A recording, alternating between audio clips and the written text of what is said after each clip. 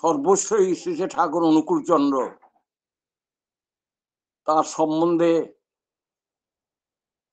আমার লিখিত বই কত কথা মনে পড়ে। সেখান থেকে কয়েকটি ঘটনা যা আমি ঠাকুরের সাক্ষাতে শুনেছি সেগুলি বিবৃত করতে যাচ্ছি।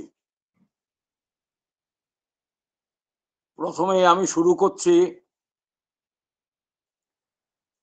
ঠাকুর বলছিলেন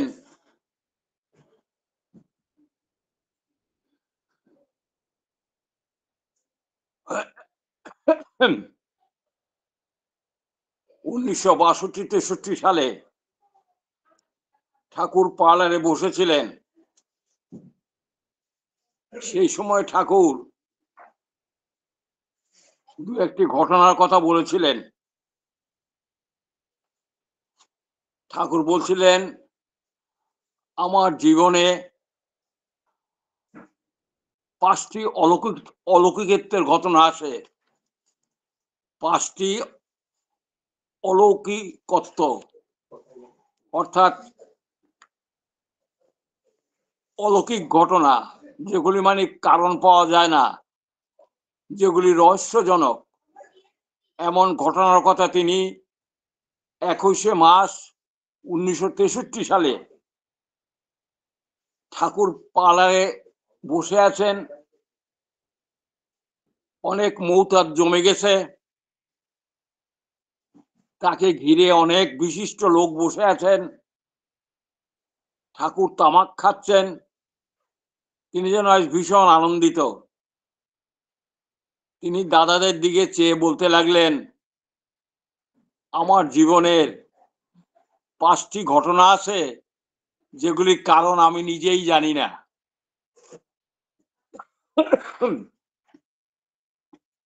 তিনি এই কথা বলছেন যে আমি নিজেই জানি না, সেগুলি আমার কাছে রিডল। এই রিডল মানে রহস্যজনক ঘটনা। কিরকম? ঠাকুর হিমায়তপুরে পাবনাতে নদীর ধারে, পদ্মা নদীর ধারে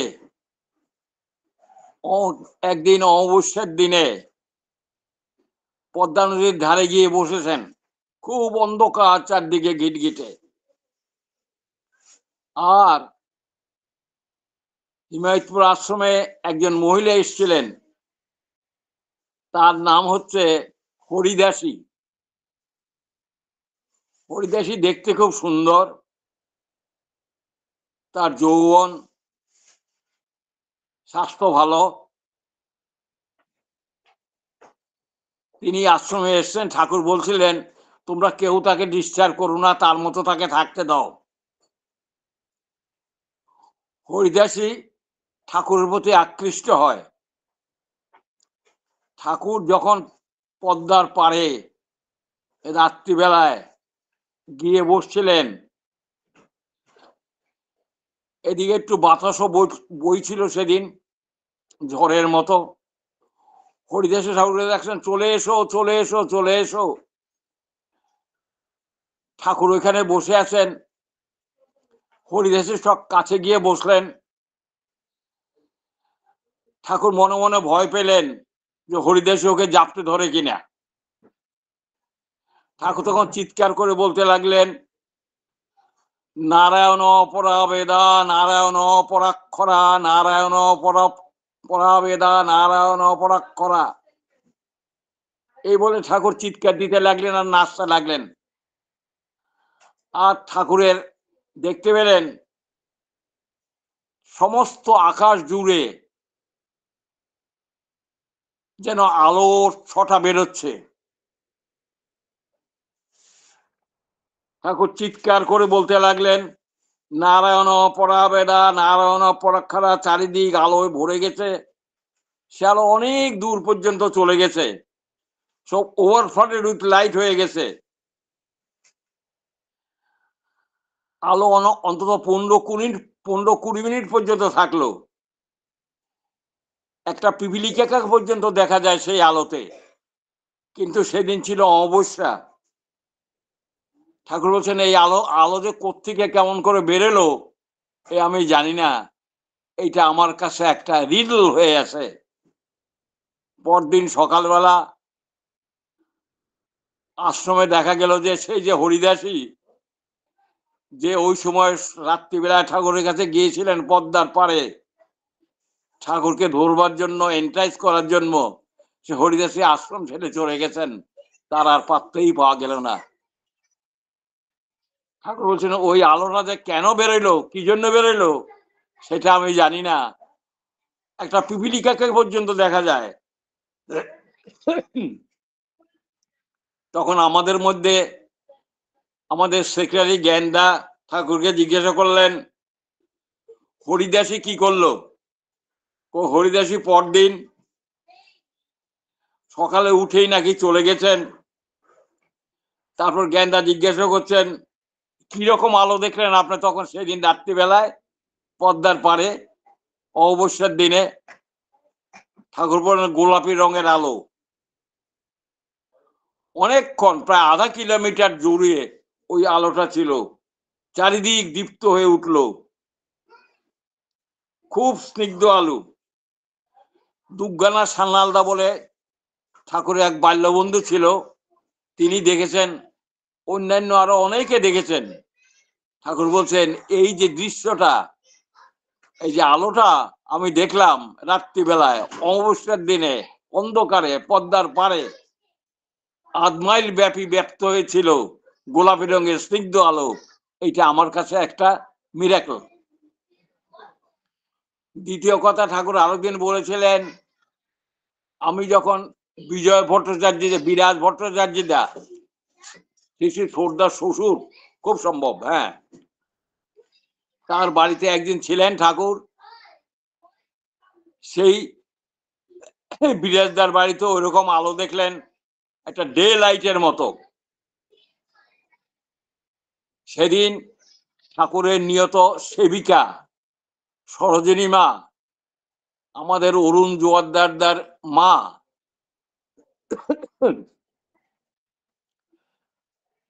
তার ভাসুর সতীশ জোয়ারদারদার শ্রী ঠাকুরের জীবনী লিখেছিলেন, সেই সরোজিনী মা ঠাকুরের কাছে উপস্থিত ছিলেন বিরাজদার বাড়িতে। ঠাকুর সরোজিনী মাকে জিজ্ঞাসা করে তুই দেখেছিস? আমি ঠাকুরের কাছে বসা 1963 সালে মার্চ মাসে, ঠাকুর সরোজিনী মায়ের দিকে দেখে জিজ্ঞাসা করলেন তুই দেখেছিস ওই আলো? কয় আমি দেখলাম ঠাকুর, আপনার কপাল থেকে সেই আলো বেড়েছে। কয় যা, আমার কপাল থেকে কেমন করে বেরোবে? কিন্তু আমি বাইরে এসে দেখলাম আকাশের অ নাই। আমার সরদিনে আমার স্পষ্ট মনে আছে আপনার কপাল থেকে ওই আলো ঠিকরে বের হচ্ছিল, ওই রকম অপূর্ব আলো আমি আর জীবনে কোনোদিন দেখিনি। ঠাকুর বলছেন এই ঘটনাও আমার কাছে একটা রিডিকল হয়ে আছে। রিডিকল মানে রহস্যজনক, রিডিকল মানে অলৌকিক, যার কারণ আমি বলতে পারি না। আরেকটা ঘটনা বললেন, ঠাকুর তখন পাঠশালায় যেতেন, হিমায়তপুরে থাকতেন, পাঠশালায় যেতেন, ছোটবেলাকার ঘটনা। স্কুল থেকে বই নিয়ে আসছেন, আঁকা বাঁকা রাস্তা, জঙ্গল ছিল, সে রাস্তার ধারে দেখলেন একটা ফনা, একটা সাপ ফনা ধরে আছে, এরকম বেশ এতখানি অনেক উঁচু ফনা ধরে আছে। ঠাকুর দূর থেকে দেখতেছেন যে সাপটা ফনা ধরে আছে রাস্তার মধ্যে, আর ওই সাপের দুই পাশে দুইটা বেজি ছিল। বেজি, বেজি জানেন তো, বেজি খুব কামড় দেয়, সাপের সাথে ঝগড়া হয়। দুদিকে দুইটা বেজি ছিল। ঠাকুর দাঁড়িয়ে দেখতেছেন, একটা বেজি করলো কি, সাপটার এদিক দিয়ে লাফ দিল, আর আরেকটা বেজি ওদিক থেকে এদিকে লাফ দিল। দুটা বেজি সাপের দুদিকে ছিল, একটা এদিক থেকে এদিকে আসলো, আর এদিক থেকে ওদিক দিয়ে। সাপটা 3 খণ্ডে, মাথা, ধর আর পায়ের আর নিচের লেজের দিকটা 3 খণ্ডে পড়ে গেল। আমি অবাক হয়ে গেলাম, এটা আমি নিজে দেখলাম, এর কারণ কি আমি বুঝিনি। তারপর ঠাকুর আর একটা কথা বললেন, আর একদিন ঠাকুর পাবনা আশ্রমে, তখন ঠাকুরের একটা মধু ফুলের গাছ, মধু ফলের গাছ, মধু ফল মানে হচ্ছে আম গাছের গাছ, দেখবেন মস্ত বড় গাছ। শ্রী ঠাকুর গাছটার দিকে দেখে অনেকক্ষণ এক দৃষ্টিতে তাকিয়ে থাকলেন। গাছটা মরমর মরমর করে ভেঙে পড়ল। ঠিক অনুরূপ ভাবে ঠাকুর পাবনা আশ্রমের কেমিক্যাল ওয়ার্কসের রসেশ্বর মন্দিরের কাছে শুয়ে আছেন। এমন সময় দেখলো একটা মস্ত বড় গাছ। সেই গাছটাও একটা ডালের দিকে দেখে তিনি দেখছিলেন। সেই ডালটা ঠাকুর যখন দেখছিলেন মরমর মরমর করে ভেঙে পড়ল। কেন গাছের ডালটা ভাঙলো আর কেন ওই মধু ফলের আম গাছটা পড়ে গেল, আমি কাছে ছিলাম। আমি ঠাকুরকে করজোরে জিজ্ঞাসা করলাম, ঠাকুর আপনি কি গাছটার দিকে তাকিয়েছিলেন? কেন গাছটা পড়ে গেল? ঠাকুর বলছেন, আমার এমন অ্যাটিটিউড ছিল, দেখি আমি লক্ষ্য করছিলাম দেখি গাছটা পড়ে যায় কিনা। আমি দেখছিলাম আর মনে মনে ভাবছিলাম দেখি গাছটা পড়ে যায় কিনা। আমি করলাম, আপনি কি করছিলেন? আপনি কি নাম করছিলেন? কয় না, আমি গাছটার দিকে তাকিয়েছিলাম আর মনে মনে নামও করছিলাম। বলে তখন আমরা ভাবনা কি ছিল? ভাবনা ছিল যে দেখি গাছটা পড়ে যায় কিনা। এই ঘটনার সাথে ঠাকুরকে আমি বললাম, ঠাকুর আপনি একটা মৃত তেলা পোকাকে এবং একটা গুবড়ো পোকাকে আপনি বাঁচিয়ে তুলেছেন। পায়খানে বসছিলেন, দেখলেন একটা তেলা পোকা মরে আছে, তার দিকে আপনি অনেকক্ষণ দেখলেন এবং নাম করলেন, তাতে তেলা পোকাটা বেঁচে উঠলো।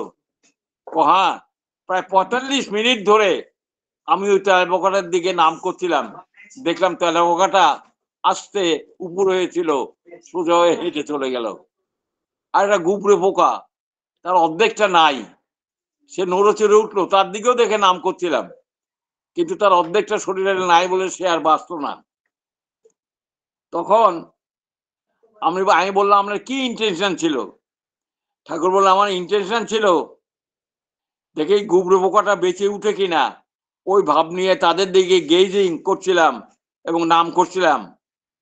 আর এখানেও দেখলাম,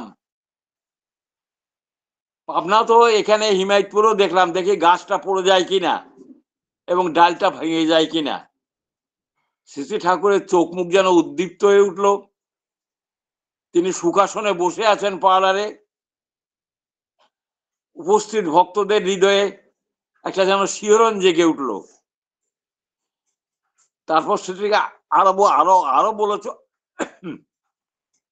কাজলদা কাছে ছিলেন। কাজলদা জিজ্ঞাসা করলেন, বাবা তুমি যে এই নামটা করছিলা, কিভাবে তুমি নামটা করছিলা? তখন কাজের উত্তরে ঠাকুর বলছিলেন, আমি দেখছিলাম যে ওই গেজিং করলে এবং নাম করলে গাছটা পড়ে যায় কিনা, এটাই আমি ভাবছিলাম, তেলা বোকাটা বেঁচে উঠে কিনা এটাই আমি ভাবছিলাম। ঠাকুর বললেন, এই জিনিস কেমন করে সম্ভব? এটা তো আমরা বুঝি না, এটা আমাদের কাছে মিরাকল। পাবনা জেলার অশ্বিনী বিশ্বের বলে এক দাদা ছিলেন, তার স্ত্রীর খুব অসুখ, হাঁপানিতে তার খুব অসুখ স্ত্রীর। ঠাকুরের কাছে গিয়ে অশ্বিনীরা কেঁদে বললেন, ঠাকুর তখন কুষ্টিয়ায় ছিলেন, ঠাকুর আমার স্ত্রীকে আর বাঁচাতে পারবো না, আমার এতগুলি ছেলেমেলে কি হবে ঠাকুর, আপনি যদি একটু দয়া করেন, আপনি যদি দয়া করেন। ঠাকুর তখন বললেন, জন্ম মৃত্যু তো আছেই। এই বলে ঠাকুর উঠে পড়লেন এবং কিছুক্ষণ পরে অশ্বিনীদের বাড়িতে গেলেন। অশ্বিনীদের বাড়িতে গিয়ে অশ্বিনীদের স্ত্রীর মাথায় হাত দিলেন। হাত দিয়ে কিছুক্ষণ নাম করলেন। তারপরে তার নাভিশ্বাস উঠে গেছে। তা কিছুক্ষণ নাম করার পরে সে চোখ মেলল। তখন ঠাকুর বললেন, আস্তে তার জ্ঞানও ফিরে আসলো। বুঝলি তো? ঠাকুর বললেন, মৃত্যুটা কি? সাওয়াল টাওয়াল নিয়ে বেঁচে থাক যতদিন পারিস। অশ্বিনীদের স্ত্রী ক্রমশ ভালো হয়ে উঠলো। এইভাবে কেমন করে যে তিনি বেঁচে উঠালেন তা আমাদের বুদ্ধির বাইরে। এই জিনিস কেমন করে সম্ভব? সুশীল চন্দ্র বসুও জিজ্ঞাসা করলেন। তখন ঠাকুর একটা কথা বললেন, খুব দামি কথা, সেটাই আমি আপনাদের কাছে বলতে যাচ্ছি। ঠাকুর বললেন, কনসেন্ট্রিক আর্টস থাকলে হয় এরকম, অর্থাৎ এককেন্দ্রিক আবেগ যদি থাকে তখন এরকম হয়। ইম্পার্ট করা লাগে, ইম্পার্ট মানে সঞ্চালনা করা লাগে। পরমপিতার নাম করছি, অশ্বিনীদের স্ত্রীকে ধরে আমি নাম করছি আর প্রার্থনা করছি। আমি লাইভ ভাইব্রেশনটা কে ইম্পার্ট করার চেষ্টা করছি। ঠাকুর বলছেন আপনিও পারেন চেষ্টা করলে, বিহিত ভাবে করতে হয়। ঠাকুর বলতে চাচ্ছেন আমি অশ্বিনীদের স্ত্রীর মাথা ধরে অনেকক্ষণ নাম করলাম এবং সঞ্চারণ করলাম যে ভাইটাল ফোর্স নামের মাধ্যমে তার দিকে দেখে আমি তার মধ্যে ভাইটাল ফোর্সটা ইম্পার্ট করলাম, সঞ্চারণ করলাম। কনসেন্ট্রিক আর্ট, এককেন্দ্রিক আবেগ নিয়ে, এটা হচ্ছে বড় কথা। অন্য কিছু চিন্তা করলে হবে না। এককেন্দ্রিক আবেগ নিয়ে আমি অশ্বিনীদার স্ত্রীর মাথায় হাত দিয়ে নাম করছিলাম এবং খুব আবেগ নিয়ে আমার ওর মধ্যে একটা ভাইব্রেশনটা ইম্পার্ট করার, জীবনীয় কম্পনটা ইম্পার্ট করার চেষ্টা করলাম। জীবনীয় কম্পন মানে হচ্ছে ওই নাম, যে বীজ নাম যেটা আমরা জপ করি, ওই জীবনীয় নামটা আমি ওনার দিকে দেখে হাত ধরে মাথায় হাত দিয়ে ওটা ইম্পার্ট করার চেষ্টা করলাম। তখন কাজলদা জিজ্ঞাসা করলেন, কাজলদা ঠাকুরের ছোট ছেলে, পূজনীয় কাজলদা জিজ্ঞাসা করলেন, ঠাকুর যে এটা কি যন্ত্রের মাধ্যমে করা যায়? তখন ঠাকুর বলছিলেন, আমি ভাইব্রোমিটারের কথা বলেছিলাম, নার্ভ কারেন্টটা কেমন হয় তার মেজারমেন্ট করতে হয়। মানুষের শরীরে যে নার্ভ আছে, অসুস্থ হলে নার্ভ কারেন্টটার হেরফের হয়ে যায়। ঠাকুর বলছেন সেই নার্ভ কারেন্টটাকে মেজার করতে হয়। সুস্থ অবস্থায় একজনের নার্ভ কারেন্ট থাকে একরকম, আর অসুস্থ অবস্থায় সেই মানুষের নারী অর্থাৎ নার্ভ কারেন্টটা পাল্টে যায়। এই জন্য কবিরাজরা পট করে ধরে, শিরা ধরে দেখে নার্ভ কারেন্টটা কেমন চলছে না চলছে। বলা বাহুল্য, এই কথায় পরে আমি অনেকদিন পরে ঠাকুরকে জিজ্ঞাসা করলাম, ঠাকুর নার্ভ কারেন্টটা কেন চেঞ্জ করে, কি জন্য চেঞ্জ করে? আসল জিনিসটা কোথায় দয়া করে যদি একটা বলেন আপনি।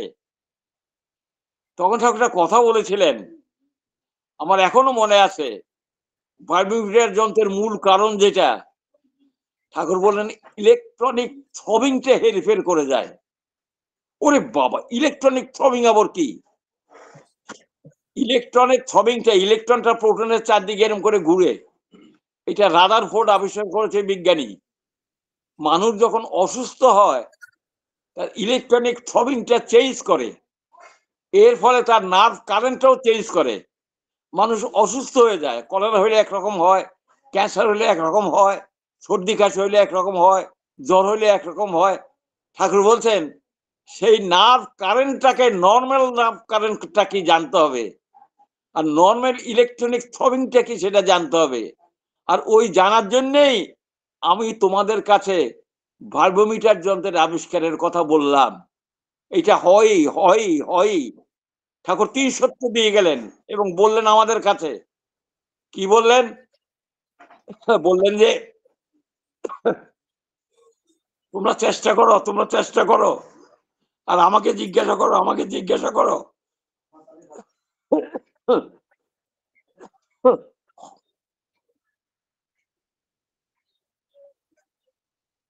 ঠাকুরের একটা পরিকল্পনা ছিল মরা মানুষকে বাঁচানো যায় কিনা। ঠাকুর বলছেন এইটা অ্যাটম বোমের চেয়েও বেশি আশ্চর্যজনক। অ্যাটম বোম ধ্বংস করতে পারে, কিন্তু ভাইব্রোমিটার জীবন দিতে পারে, একটা মরা মানুষকে বাঁচিয়ে দিতে পারে যদি তার সমস্ত অঙ্গ প্রত্যঙ্গগুলি ঠিক থাকে, যেমন তেলাপোকার ব্যাপারে হয়েছিল। ঠাকুরের নীতিগুলির মধ্যে ঠাকুরের আমাদের যেসব কাজগুলি করতে গেছে বলেছেন, সাইলেন্ট ইউনিভার্সিটি, গঙ্গাধরা প্রজেক্ট, দৈনিক পেপার, তার সাথে ঠাকুর ভাইব্রোমিটারটাও যোগ করেছিলেন, যে ভাইব্রোমিটার তোমরা আবিষ্কার করো। আমি দাদা কতদিন যে এই কথা শুনেছি, তোরা আমাকে জিজ্ঞাসা কর, তোরা আমাকে জিজ্ঞাসা কর, তোরা আমাকে জিজ্ঞাসা কর। অজয় গাঙ্গুলিদা বলে একজন ছিলেন, তিনি দেখলেন তাকে গ্যালোমিটার এনে দিল আদিত্য মুখার্জিদা, স্বামীচরণ মুখোপাধ্যায়ের ছেলে, খুব ভালো গ্যালোমিটার এনে দিল। গ্যালোমিটার কাঁটাটা চেঞ্জ করে কিনা নামের সাহায্যে, কি হয় না হয় সেটা তিনি তার দ্বারা পরীক্ষাও করেছিলেন। কিন্তু ঠাকুর তেমন লোকেই পেলেন না, তেমন তোর জিজ্ঞাসুওয়ালা লোকেই পেলেন না, যার কাছে এগুলি বলে সে একটু উপলব্ধি করতে পারে, বুঝতে পারে। সেজন্য ঠাকুর কেবল লোক লোক বলে গেছেন, আমাকে ভিক্ষা দাও, আমাকে ভিক্ষা দাও, মানুষ ভিক্ষা দাও, মানুষ ভিক্ষা দাও, মানুষ ভিক্ষা দাও। আরেকটা ছোট্ট ঘটনা আমাদের সামনে বলি। কুষ্টিয়াতে চাকরি করতেন শ্রীশ নন্দিদা বলে একজন লোক, ভদ্রলোক, রেলওয়ে ডিপার্টমেন্টে কাজ করতেন। শ্রীশদের স্ত্রীর হাঁপানি, সে হাঁপানি মানে কি, সাংঘাতিক হাঁপানি, কল্পনা করা যায় না, মরে যাওয়ার মতো অবস্থা, হাঁপ উঠে গেছে। ঠাকুরের কাছে শ্রীশদা গিয়ে কেঁদে গিয়ে বললেন, ঠাকুর আমার স্ত্রীকে মনে হয় আর বাঁচাতে পারবো না, আপনি দয়া করে একবার আমার বাড়ি চলেন। ঠাকুর তখন কুষ্টিয়া ছিলেন, আর শ্রীশদাও কুষ্টিয়া ছিলেন। ঠাকুর চলে গেলেন, শ্রীশদার বউকে, শ্রীশ নন্দিদার বউকে দেখলেন, অনেকক্ষণ তাকিয়ে থাকলেন, আর দেখলেন টেবিলের উপরে কতগুলি কাঁচা গোল্লা আছে। কাঁচা গোল্লা, যে কাঁচা গোল্লা খায়, ছানার তৈরি, খেতে খুব উপদেয়, সেই কাঁচা গোল্লা টেবিলের উপরে ছিল। একটা একটা করে নিয়ে শ্রীশ নন্দীর বউকে এরকম করে সামনে নিয়ে দেখায় ওটা দূরে ফেলে দিল, উঠানে ফেলে দিল। একটা কুকুর ছিল উঠানের মধ্যে, সেই কুকুরটা ওই কাঁচা গোলাটা খেলো। একটা, দুইটা, তিনটা, চারটা, পাঁচটা, 8-10টা এরকম সামনে নিয়ে ফেলে দিচ্ছে, সামনে নিয়ে ফেলে দিচ্ছে, সামনে নিয়ে ফেলে দিচ্ছে। আর কুকুরটা করলো কি, ওই রসগোল্লা খেয়ে, ওই ইয়ে খেয়ে তার হাঁপ হইতে লাগলো, তার সে কাশতে লাগলো। আর এদিকে শ্রীশ নন্দীদের স্ত্রী ক্রমশ ভালো হয়ে উঠলো। আপনি ট্রলি করে তখন শ্রীদাকে খোকসা নিয়ে আসলেন। এই ঘটনা কি আপনার মনে পড়ে? সুশীলা জিজ্ঞাসা করছিলেন। আমার মনে পড়ে না, ঠাকুর বললেন, কিন্তু ঘটনা ঘটেছিল। সুশীল দেশে ঠাকুর কাছে বললেন, কিসের থেকে যে তিনি কি করেন, তিনি কথায় কথা বলছেন, প্রায় বলতেন, there are many things between heaven and earth, Horatio, then are them turn your philosophy. বিখ্যাত নাটক রচয়িতা শেক্সপিয়ার, ড্রামা, যাকে বলে ওয়ার্ল্ডের মধ্যে একজন বড় লেখক, নাট্যকার, নাটক লেখেন যিনি, as you like it, Hamlet, the merchant of Venice, এইসব এইসব নাটক তিনি লিখে গেছেন। তো হোরাসিওর একটা হ্যামলেট বলে একটা নাটক আছে। হ্যামলেটকে উদ্দেশ্য তাকে উদ্দেশ্য করে বলছেন, Horatio, there are many things between heaven and earth, Horatio, than are dreamt on your philosophy, যা তোমাদের দর্শন সেটা ব্যাখ্যা করতে পারে না। এরকম বহু ঘটনা তার জীবনে আমরা দেখেছি, আমরা পড়েছি, আমরা শুনেছি। আমি তো বাস্তবে ঠাকুর কাছে এইসব কথা শুনেছিলাম। হাউদের মান্দা কতবার লাঠি নিয়ে ঠাকুর কাছে বসতেন, আর ঠাকুর অসম্ভব অসম্ভব কাণ্ড হাউদের মান্দারা করাতেন, অনেক ভক্তদের দ্বারা করাতেন। করিয়ে তারা আসতে বলতেন, there are many things between heaven and earth, Horatio, than are dreamt in your philosophy, যেটা তোমাদের ফিলোসফি কখনো ব্যাখ্যা করতে পারে না। এমন জিনিস আছে, এমন কারণের রহস্য আছে, স্বর্গে মরতে এমন অনেক কিছু আছে যা তোমাদের দর্শন ও কল্পনার বাইরে। এ কথা ঠাকুর বললেন। আজকে আপনাদের সামনে আর একটা কথা আমার খুব বলার ইচ্ছা, সেটা হলো 23শে জানুয়ারি গেল কালকে।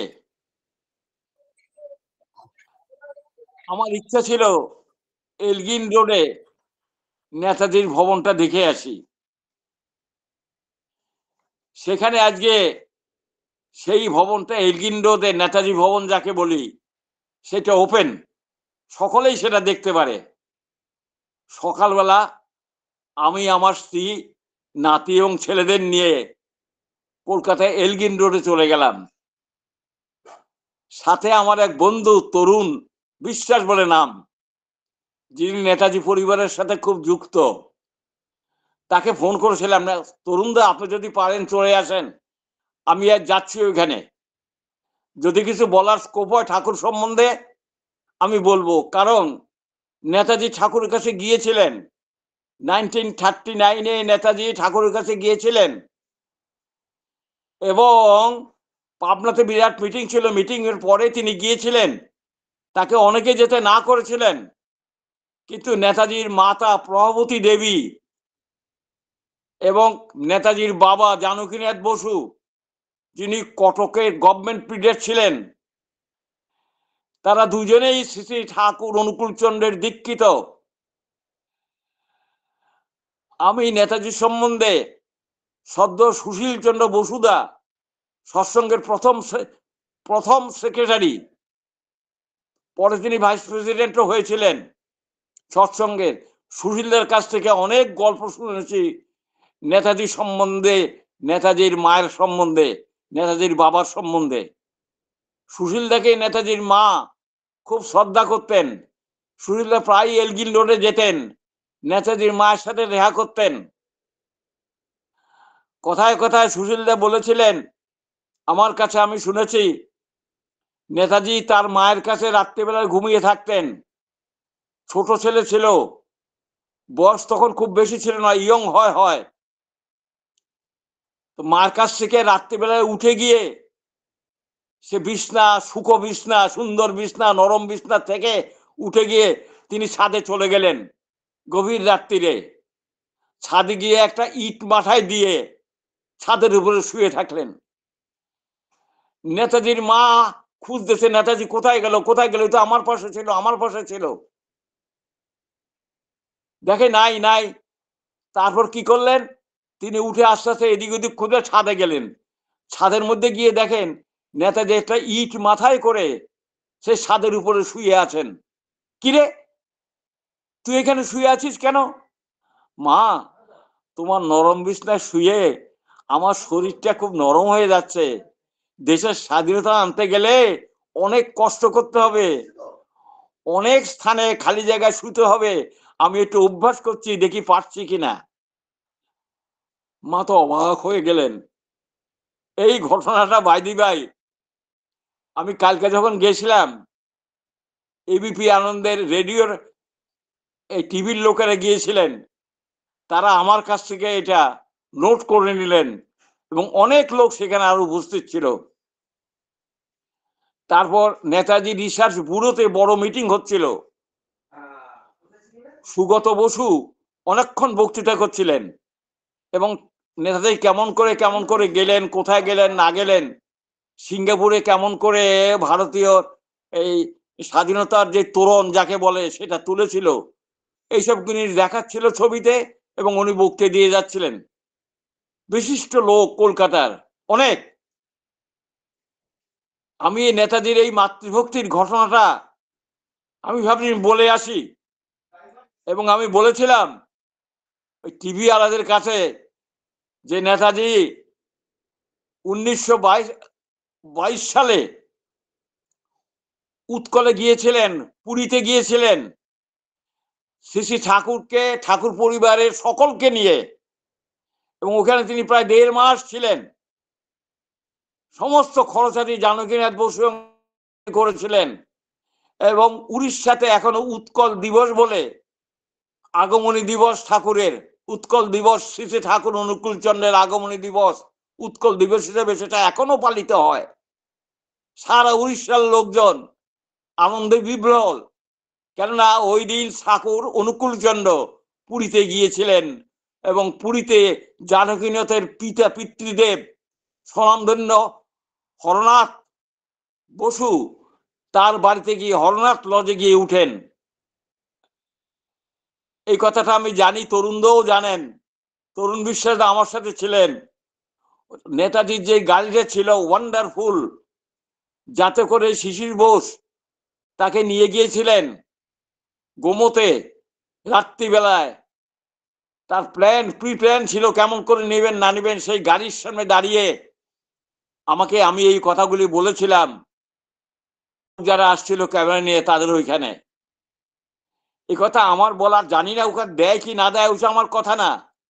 আমি নেতাজির যে মাতৃভক্তি, আমি লাস্টে বললাম মাতৃভক্তি অটুট যত সেই ছেলে হয় কৃতি তত। নেতাজির যে মায়ের প্রতি যে ভক্তি, সেই ভক্তির কথা আমি বলেছিলাম।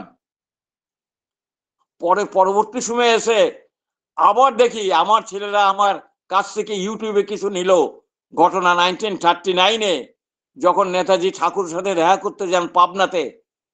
নেতাজির মাতাজি বলেছিলেন আমার গুরুদেবের সাথে দেখা করে আসিস। নেতাজি যখন ঠাকুরের সাথে দেখা করতে গেলেন, সুশীলা ছিলেন, একটা চেয়ার দেয়া হলো নেতাজিকে। নেতাজি বলছেন আমি চেয়ারে বসবো না, আমার মায়ের গুরুদেবের কাছে এসছি, আমি নিচে বসবো। তিনি মাটিতেই বসে বললেন এবং ঠাকুর সাথে কথাবার্তা বললেন। এত লোক সেখানে ভিড় ছিল, নেতার ইচ্ছে ছিল একটু প্রাইভেট করেন ঠাকুরের সাথে। ঠাকুর কেমন করে জানে শুনেছিলেন, নেতাজি আজকে থেকে গেলে হয় না এখানে। কিন্তু নেতাজির এমন মিটিং ছিল, এমন কাজ ছিল যে তাকে বাধ্য হয়ে যেতে হয়েছিল। কিন্তু সেদিন যদি নেতাজি থেকে যেতেন, আমার বিশ্বাস ভারতবর্ষের চেয়ার হয়তো অন্যরকম হয়ে যেত। নেতাজির হয়তো আর ওই বাইরে পালিয়ে যাওয়ার দরকার না, জানি না, এটা আমার নিজের বিশ্বাস। আমি এই কথা জোর করে বলতে চাই না, কিন্তু থাকলে তাদের মধ্যে যে কথাবার্তাগুলি হতো, ধ্যানমূলং গুরুমূর্তিং মন্ত্রমূলং গুরুবাক্যং, গুরু বাক্যটা হচ্ছে মন্ত্র, সেখানে সিদ্ধি আছে, সেখানে এই সিদ্ধি আছে, সেটা সফল কাম হয়, সেটা কখনো মিথ্যে হয় না। বিকজ তারা সব জানতা, তারা সর্বজ্ঞ, তারা পৃথিবীর মধ্যে সবচেয়ে শ্রেষ্ঠ পুরুষ শ্রী শ্রী হযরত রসুল, শ্রী শ্রী রামচন্দ্র, শ্রী শ্রী শ্রীকৃষ্ণ, এরা সকলেই শ্রেষ্ঠ পুরুষ। তাই আমি আপনাদের সামনে বলছি এই কথা যে তারপর আমার স্ত্রী এবং আমরা সকলেই গিয়ে, একজন দাদা ছিল, আমার বয়স হয়ে গেছিল 95 ইয়ার্স নিয়ারলি, আর 10-12 দিন পরেই আমি 95-এ পড়বো। আমরা টিকিট করে, আমরা কোনো লাইন দিয়ে নিতে দিও না, আমাকে একজন গুরু ভাই ওখানে চিনে ভালো রকম, মনে যা চলেন চলেন চলেন এই বলে আমাকে ওই ইয়ের মধ্যে গেট পাস করে দিল। গেট পাস করে এত ভিড়ের মধ্যেও আমাদের সকলকে ঢুকিয়ে দিল। আমরা নেতাজির ঘরে গেলাম, যেখানে নেতাজি শুতেন, এবং তার পাশে ওই তার বাবা মা যেখানে শুতো সেই জায়গাটা আমাদের নিয়ে গেলেন সেই ঘরে, এবং সেই ঘরের উপরে দেখলাম একখানা শ্রী শ্রী ঠাকুর অনুকূল চন্দ্রের ফটো। সেই ফটোটাই পরম পূজনীয় শ্রী শ্রী বড়দা সারা আশ্রমের বাংলা, বিহার, উড়িষ্যা সব জায়গাতেই আমাদের মন্দিরে ওই ফটোখানা প্রতিষ্ঠিত, যেই ফটোখানা নেতাজির শয়ন কক্ষে উপরে টানানো ছিল। সেই ফটোটাকে আমরা দর্শন করে আসলাম। তারপর আস্তে আস্তে আমরা চলে আসি। সেদিনের সে কথা আমি কালকের সে কথা আমি আজ ভুলতে পারছি না। আরেকটা কথা প্রসঙ্গে আপনাদের সামনে বলি, 22শে জানুয়ারি রাম মন্দির ওপেন হয়ে গেল। আমরা সকলেই ইতিহাস যারা পড়ি, 712 খ্রিস্টাব্দে আরববাসীরা আমাদের সিন্ধু দেশ আক্রমণ করে এবং সিন্ধু দেশ আক্রমণ করে বহু ধন টন লুণ্ঠন করে ওরা নিয়ে যায়। আরবরা 712 খ্রিস্টাব্দে আরবরা সিন্ধু দেশ আক্রমণ করেন, সম্পদ নিয়ে যায়। গজনীর সুলতান মাহমুদ 1024 খ্রিস্টাব্দে গুজরাটের দক্ষিণে আরব মহাসাগরের উপরে বিরাট সোমনাথের মন্দির, সেটা তিনি ধ্বংস করতে আসেন। 50,000 বেদপাঠী কে তিনি মাথা নিয়ে নিলেন। ওরা বেদ কাটপাট করলো। ঠাকুর অনুকূলচন্দ্র বলছেন, ওরা হুঙ্কার দিয়ে যদি এগিয়ে আসতো, সেদিন সুলতান মাহমুদের যে কি অবস্থা হতো তা বলা যায় না। কিন্তু ওরা বেদ পাঠই করলেন, অ্যাক্টিভিটি দেখালেন না। ঠাকুর খুব এই নিয়ে দুঃখ করলেন। সোমনাথের মন্দির তৈরি হয় 720 খ্রিস্টাব্দে।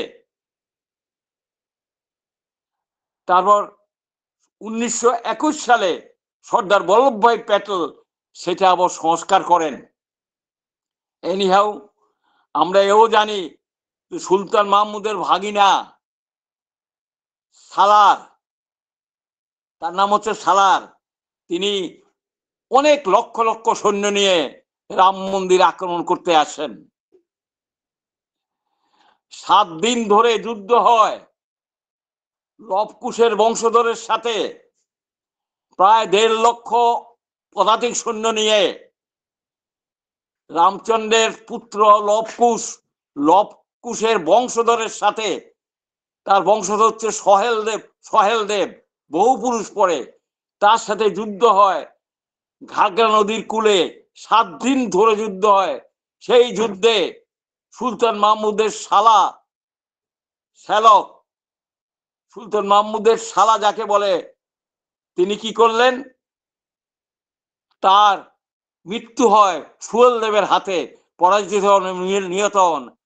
আরব এবং ইরানে একটা লোকও মানে ক্ষতবিক্ষত হয়ে যায়নি এমন লোক একটাও ছিল না। আরবের ঘর নিষ্প্রদীপ, নিকেশ করে দিয়েছিল তাদেরকে সুহেল দেব, লবকুশের বংশধর। তারপর 200 বছর ধরে আর মুসলমানরা আমাদের দেশ আক্রমণ করতে আসেনি। তারপর 1527 খ্রিস্টাব্দে বাবর কামনের সাহায্যে বাবরি মসজিদকে ধ্বংস করে দিল। প্রায় 1.5 লক্ষ হিন্দু মারা যায়, জিজিয়া কর হয়, হিন্দু নারীদের উপর অত্যাচার করা হয়। এইসব নানান ইতিহাস আছে। তারপরে আমরা জানি এই নিয়ে সুপ্রিম কোর্টে কেস হয়। বাবরি মসজিদের যে তৈরি হয়েছিল রামলালার মন্দিরের উপরে, সেই নিয়ে কেস হয়। 5 জন সুপ্রিম কোর্টের বিচারক রায় দেয় এই জায়গায় হিন্দুদেরই মন্দির ছিল, রামলালার জন্মস্থান ওইটা, এটা প্রমাণিত হয়। এবং সেই স্থানে বিশাল মন্দির করেন আমাদের প্রাইম মিনিস্টার স্বয়ং মোদিজি, অন্যান্য লোক নিয়ে, কর্সেবক নিয়ে, ওই যে মোহন ভাগবত, যোগী আদিত্যনাথ ইত্যাদি এবং আরো বহু বহু হিতৈষী লোক নিয়ে ওই মন্দির তৈরি হয়। সেই মন্দির 22শে জানুয়ারি 2024 সালে সেই মন্দির উদ্ঘাটন হয়। অতি অপূর্ব ঘটনা, অপূর্ব ঘটনা। সনাতন ধর্মের জয়। এই জয় যে কত বড় জয়, কত বড় আমাদের মনের আশা। আমাদের দেবতা শ্রীরামচন্দ্র কেমন করে দেশ শাসন হতো ভরতকে বলেছিলেন, সেই জিনিসেই আমাদের আম্বেদকর আমি দেখেছি যেই জিনিস রামায়ণের মধ্যে আছে, ভরতকে রামচন্দ্র বলেছিলেন কেমন করে তুমি শাসন করবে, কর কেমন করে হবে, বিচারক কেমন করে হবে, অমাত্য কেমন করে তৈরি করবে, আইএস টাইএস মন্ত্রী কেমন হবে ইত্যাদি সম্বন্ধে যে বলেছিলেন, সেগুলো সমস্ত রামায়ণের মধ্যে আছে। আবার এও আরেকটা কথা বলি, রামায়ণের মধ্যে বশিষ্ঠ ছিলেন রামচন্দ্রের গুরুদেব। আমি যতদূর শুনেছি বশিষ্ঠ ছিলেন প্রাইম মিনিস্টার, বশিষ্ঠকে মান্যতা দিতেন তিনি, আর বশিষ্ঠ মান্যতা দিতেন শ্রীরামচন্দ্রকে। এই এই যে বিরাট ঘটনা, ইতিহাস তার সাক্ষ্য। একটা বই আছে, আমি সেই বইটার নাম বলছি আপনাদের সামনে। সেই বইটার নাম হচ্ছে ভারতবর্ষের ইতিহাসের পট পরিবর্তনে, ভারতবর্ষের ইতিহাসের পট পরিবর্তনের নায়কগণ বাই সঞ্জীব কুমার ঘোষ চৌধুরী। তপবন পাবলিশার থেকে বেরিয়েছে, 33 কলেজ স্ট্রিটে। সঞ্জীব কুমার ঘোষ শ্রী শ্রী ঠাকুরের শিষ্য। ঠাকুরটাকে রিসার্চ করতে বলেছেন, সংস্কৃত পড়তে বলেছেন। তিনি ইতিহাসের double M A, ancient history and modern history double M A Sanskrit পড়েছেন। তিনি একখানা বই লিখে গেছেন, তার নাম হচ্ছে ইতিহাসের পট পরিবর্তনে নায়কগণ বাই সঞ্জীব কুমার ঘোষ চৌধুরী। অপূর্ব বই। তার মধ্যে এই সুপ্রিম কোর্টের ঘটনা, আরবের ঘটনা, আকবরের ঘটনা, ঔরঙ্গজেবের ঘটনা, জিজিয়া করের ঘটনা এবং আরো অন্যান্য অন্যান্য অনেক অনেক ঘটনা উইথ ফ্যাক্টস এন্ড ফিগার, ঐতিহাসিক সাক্ষ্য নিয়ে, তার প্রমাণ নিয়ে সেইটা মেনশন করে সেই বইয়ের মধ্যে সমস্ত লেখা আছে। সেই বইটা পারলে পড়া ভালো আমার পক্ষে, যদি ভারতের ইতিহাস আমরা জানতে চাই। সনাতন দেশ ভারতবর্ষ, হিমালয় দুর্গঙ্গ।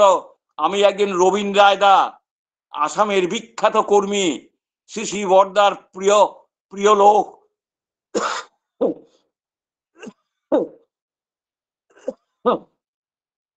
আসামের সর্বত্র ওনার খ্যাতি। তিনি ঠাকুরের কাছে একদিন বলছিলেন বসে বসে, আমি নিজে কানে শুনেছি, চীন দেশের একজন লোক ছিলেন, তার নাম হচ্ছে কনফুসিয়াস। খুব বড় ফিলোসফার, খুব বড় শাসক যাকে বলে। তিনি চীন দেশে 80টা স্টেটে 80 জন লোক খুঁজতে লাগলেন। খুঁজতে খুঁজতে তিনি 80 জন লোক বের করলেন এবং চীনের প্রত্যেকটা স্টেটে এক একজন লোক করে বসিয়ে গিয়েছিলেন।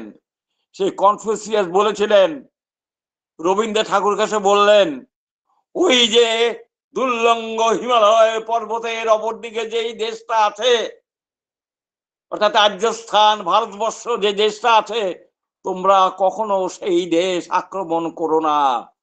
ওটা দেবতার দেশ, ওটা দেবভূমি। সেই ভারতবর্ষ হচ্ছে দেবভূমি। আমরা জানি না, শ্রী শ্রী ঠাকুর বললেন 33 কোটি দেবতা মানে কি প্রত্যেকেই অনেকেই আচরণ সিদ্ধ লোক, সবাই ভালো লোক, চরিত্র ভালো। এই ছিল ভারতবর্ষের ইতিহাস। কিন্তু আমরা হিন্দুরা এত গোড়া, এত সংস্কারবদ্ধ ছিলাম। বহু হিন্দু মুসলমান হয়ে গেছে, কিন্তু আমাদের পণ্ডিতগণ তাদেরকে সম্মতি দেননি যে তোমরা হিন্দু হও। আবার ঠাকুর বলছেন গোড়ামি ঢুকে গিয়েছিল সংস্কারের মধ্যে, হিন্দু ধর্মের মধ্যে। এই সংস্কার ভালো নয়। কালাপাহাড় হিন্দু ছিল, মুসলমান হয়ে গেল, হিন্দু হতে চাইলেও তাকে হিন্দু করার নেওয়া হলো না। কাশ্মীরের মুসলমানগণ হিন্দু ছিল, মুসলমান হতে চাইলো তাদের নিল না। পাতি পাঠাইলো বেনারসে বলবীর সিং, তখন কাশ্মীরের রাজা পাঠি পাঠাইলেন, কিন্তু পাঠিরা বেনারসের মন্দিরের পণ্ডিতগণ এলাও করলো না। আজ কত গোলমাল হচ্ছে বলুন তো দেখি। আমাদের জাগ্রত হতে হবে, নিজেদের বৈশিষ্ট্যের উপরে দাঁড়াতে হবে। ঠাকুর বললেন প্রত্যেক মানুষের বৈশিষ্ট্য আছে। মুসলমানগণের উচিত কোরআনকে ফলো করা, হযরত রাসূলকে ভালো করে ফলো করা। হযরত রাসূলকে যদি মুসলমানরা ফলো করতো, আজকে হিন্দু মুসলমানের কখনো বিরোধ হতো না। কেননা ঠাকুর বলেন হিন্দু মুসলমান খ্রিস্টান ধর্ম এগুলি সম্প্রদায়, এগুলি ধর্ম নয়। ধর্ম এক এবং অদ্বিতীয়। এইটাই ঠাকুরের সবচেয়ে বড় কথা। তোমরা কেন ঝগড়া করো? সকলেই তো বাঁচা বাড়ার প্রতিবন্ধী আমরা, এবং তোমরা কাউকে ইগনোর করবে না। If you ignore one, ignore everybody. তোমরা যদি একজনকে শুধু মানো আর কাউকে না মানো, তাহলে সেটা হলো না, তাহলে তোমরা কাউকে মানো না। সুতরাং সৎসঙ্গী যারা, যারা ঠাকুরের ভক্ত, যারা ঠাকুর ইডিওলজি জানে, যারা ঠাকুরকে একটুখানি বুঝতে চেষ্টা করছেন, তারা দেখেন যিশুর প্রতি তাদের ভক্তি, রামচন্দ্রের প্রতি ভক্তি, রামকৃষ্ণের প্রতি ভক্তি, হযরত রসুলের প্রতি ভক্তি, কবিরের প্রতি ভক্তি, নানকের প্রতি ভক্তি, গৌরাঙ্গদেবের ভক্তি অপূর্ব, একাকার হয়ে আছে সৎসঙ্গের মধ্যে। Satsang is the life force. Rise of Satsang is rise of Bengal, rise of Bengal is rise of India. এ কথা ঠাকুর বলে গেছেন। আপনারা জেগে উঠেন দাদারা, মায়েরা, আপনারা জেগে উঠেন। কি নিয়ে জাগবো? ঠাকুরের ফিলোসফি নিয়ে জাগবো। দুঃখ করে গেলেন, কেঁদে গেলেন, মানুষ মানুষ করে চিৎকার করে গেলেন, আমাকে মানুষ ভিক্ষা দাও, আমাকে মানুষ ভিক্ষা দাও। বাংলার মধ্যে বাঘ আছে, বাঘ আছে, বাঘ আছে মানে মানুষ আছে। তেমন তোর 40 লিডার টাইপ ওয়ার্কার ঠাকুর চেয়েছিলেন।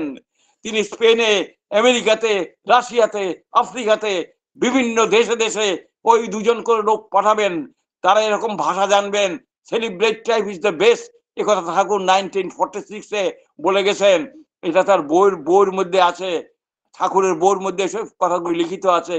একাকার করে তিনি থাকতে যাচ্ছেন, রাষ্ট্রসংঘ করতে যাচ্ছেন তিনি। বিধি বিনায়ক নিয়ে বীরেন্দ্র রায়, লাল বাহাদুর শাস্ত্রী, চৌহান লাই, নাসের, মিস্টার কেনেডি, মিস্টার কুশ্চেভ, এই 8-10 জন লোক নিয়ে ঠাকুর বলছেন ইউএনও গঠিত হোক, এদের মধ্যে ভেটো থাকবে না, এরা সমস্ত পৃথিবীকে ভালোবাসবে, এক সাম্রাজ্য হবে, একত্রীকরণ হবে সব।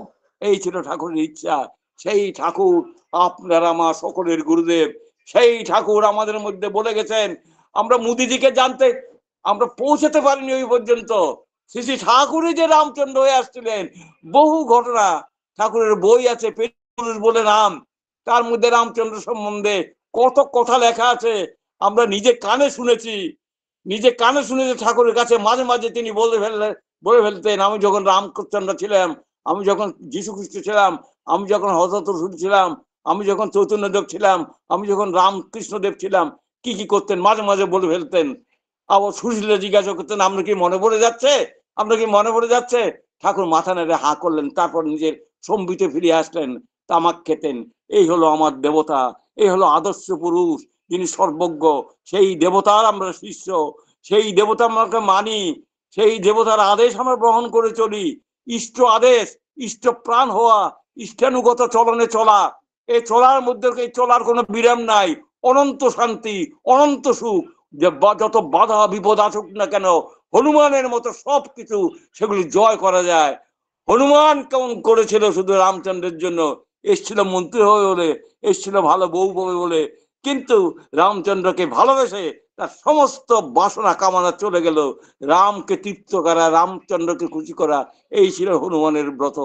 আমরাও দেখতে পাচ্ছি আজ ভারতবর্ষে যে 22শে জানুয়ারি যে উৎসব গেল, সমস্ত ভারতবর্ষ উদ্বেল হয়ে উঠেছিল, পৃথিবী উদ্বেল হয়ে উঠেছিল। পরম পিতার কাছে প্রার্থনা করি দাদা এবং মায়েরা, আপনারা যারা আমার এই কথা শুনছেন, আমি এটুকু বলি, জনজানিষ্ঠ যে বিধান ঠাকুর আমাদের দিয়ে গেছেন, যে ভাইটাল কারেন্ট, যে ভাইটাল ফোর্স আমাদের মধ্যে আসে ওই নাম ধ্যানের মাধ্যমে, ওই বসে আজ্ঞা চক্রে কেমন করে ধ্যান করতে হয়, কি মূর্তি করতে হয়। ঠাকুরের ফিজিক্যাল বডিতে এরকম লাখে লাখে লোককে, কোটি কোটি লোককে দীক্ষা দেওয়া সম্ভব নয়। আজকে আমরা 4-5 কোটি লোক শিষ্য হয়ে গেছি।